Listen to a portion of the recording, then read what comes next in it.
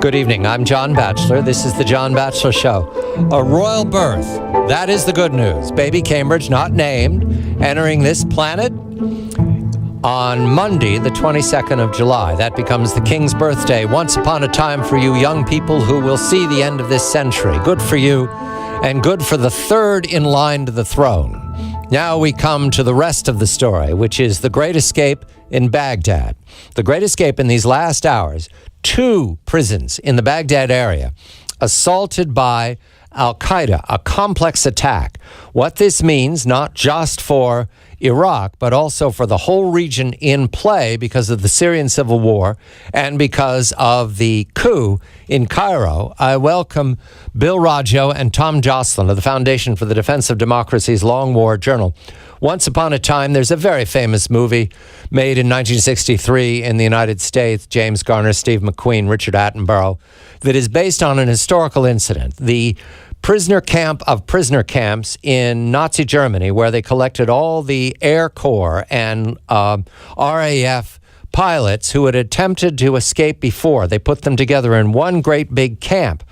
And the Great Escape is based on an historical incident of an escape by up to 200 of these men one evening to bolt for freedom. Many of them are captured and they're massacred by the Hitlerites. That is the basis of the Great Escape. What we have now is the Great Escape in Baghdad. Bill, a very good evening to you. This Great Escape, you write on Long War Journal, a complex attack with martyr bombers to blow a hole in Abu Ghraib, and then assault teams, and there were mortars to back them up. Who has the scale of attack in Iraq to do this? Good evening to you, Bill. Good evening, John. Yes, without a doubt, this is Al-Qaeda's Islamic State of Iraq, which recently became the Islamic State of Iraq, and the Levant, which is Syria. They've conducted prison breaks like this in the past. This might be the biggest, it possibly, or probably definitely is the biggest of 500 escaped, is what they're saying, and the possibility is that there could be even more. The one prison, Abu Ghraib, which we're all familiar with, holds at least 10,000 people. Jihadists are claiming up to 7,000 have been freed. The other prison, Taji, there was 2 assaults the same day, one in Abu Ghraib and one in Taji, which is just north of Baghdad, and that was defeated. But 26 policemen killed in the attack, 10 Al-Qaeda fighters. And without a doubt, again, this is Al-Qaeda in Iraq. They're the ones that have the ability to conduct this attack, to deploy suicide bombers, coordinate the activities. They're far from defeated. The war from Iraq, as President Obama has claimed repeatedly, is far from over. The attack, Bill, this is they're claiming right now 500 have escaped, perhaps thousands have. That suggests they had a way out of Abu Ghraib, a way out of the region. What would they back trucks up and then just drive them out of Baghdad? Absolutely. It's part of the planning process. We don't know for a fact that this happened in this particular incident, but we've seen in the past with other prison breaks, but that's exactly what they've done. They have not only they have a plan to break in the prison and get people out, but they have a plan to ship them out of the area once the prison break occurs. And not only do they attack the prison, they attack this prison with mortars, rocket-propelled grenades, but they deploy blocking forces to engage government troops as they're coming to provide relief to the prison.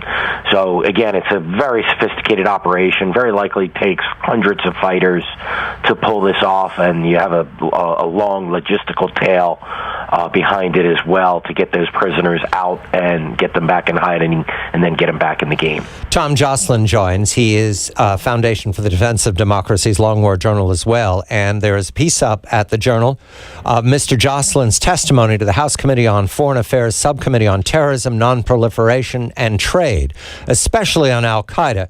Tom, good evening to you. The prison escape in Baghdad certainly illustrates the capability and the dare of Al-Qaeda. In your testimony, the question was asked, and you have an answer. What is Al-Qaeda? Because you point to the fact that it's still poorly understood by Congress, though they've been at war with it for more than 20 years.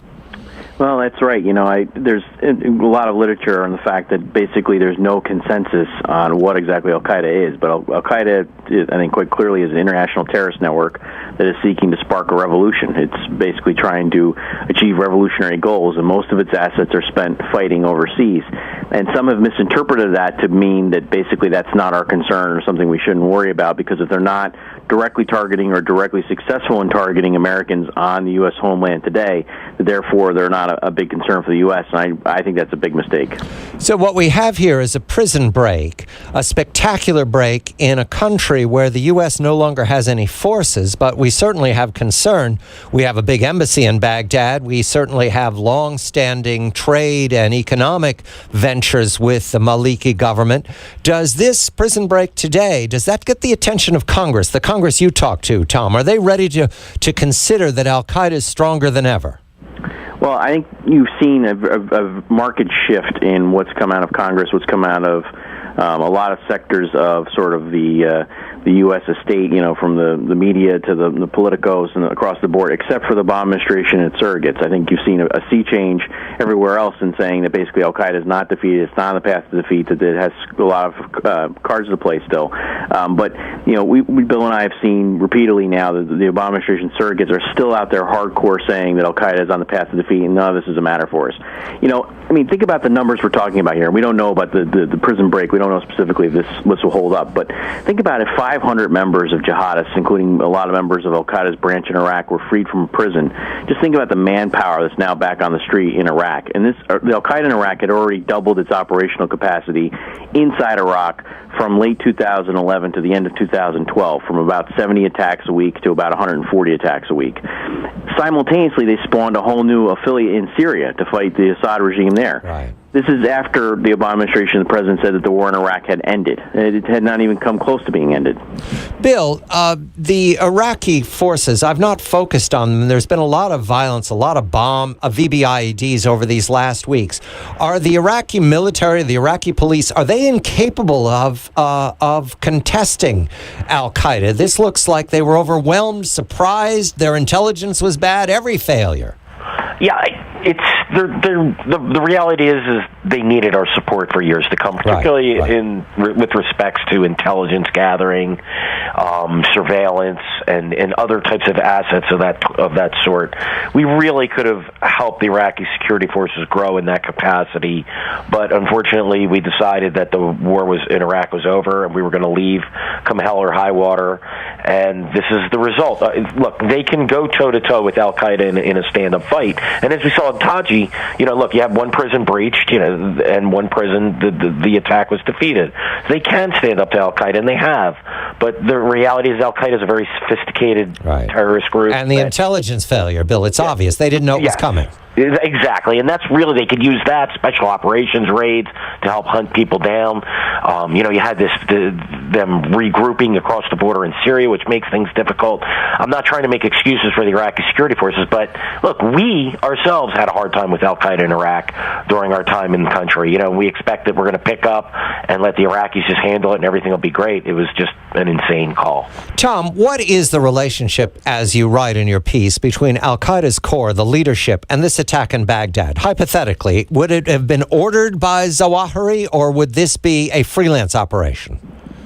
Well, we don't really know. There's a lot of times we don't know how much the general command, as I call it, or the kind of senior leadership in Afghanistan, Pakistan, and really Pakistan is really calling the shots behind specific operations. It would surprise me if they were directly ordering this operation in Baghdad, but then again, it wouldn't surprise me if they had. The general way it works is basically Al-Qaeda senior leader provides strategic guidance to the affiliates.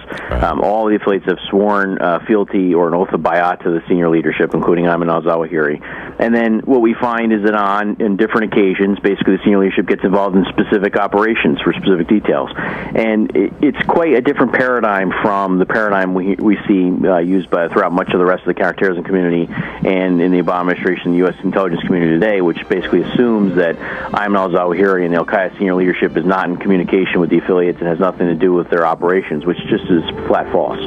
The Great Escape in Baghdad, 500 out of Abu Ghraib, which is, to my knowledge, one of the most secure places in Baghdad. In the whole of Iraq. And al-Qaeda penetrated it with a sophisticated operation and have gotten 500 is the minimum we're hearing out of that prison. Who were those 500? They were al-Qaeda operatives. Many of them had been condemned to death by the Iraqi justice. And right now, Maliki, the prime minister there, is facing a major defeat. Bill Roggio and Tom Joscelyn of the Foundation for the Defense of Democracies across the border in the civil war in Syria.